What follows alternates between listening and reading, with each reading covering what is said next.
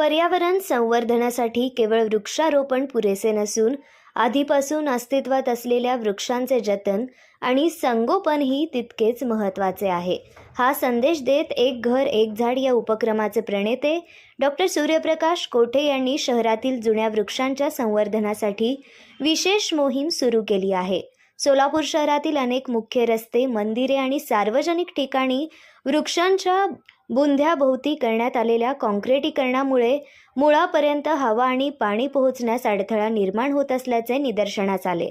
त्यामुळे अनेक वृक्षांची वाढ खुंटत असून त्यांचे आयुष्यही धोक्यात येत आहे. याची दखल घेत डॉक्टर कोठे यांनी अशा वृक्षांची पाहणी करून त्यांच्या बुंध्याभोवती काँक्रिटीकरण हटवून माती मोकळी करण्याचे काम सुरू केले आहे.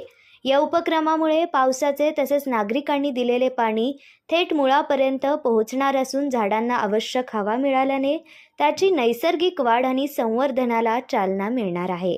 एक घर एक झाड अभियानातून मोठ्या प्रमाणावर वृक्षारोपण केल्यानंतर आता शहरातील जुन्या आणि भव्य वृक्षांचे संरक्षण करण्यावर भर देण्यात येत आहे. पर्यावरणाचे संतुलन राखण्यासाठी प्रत्येक नागरिकाने झाडे लावण्याबरोबरच त्यांच्या देखभालीची जबाबदारीही स्वीकारावी, असे आवाहन या उपक्रमातून करण्यात आले आहे. वृक्षारोपण ही सुरुवात असली तरी वृक्षांचे आयुष्यभर जतन आणि संवर्धन करणे हीच खरी पर्यावरण सेवा असल्याचा संदेश या उपक्रमातून देण्यात आला आहे.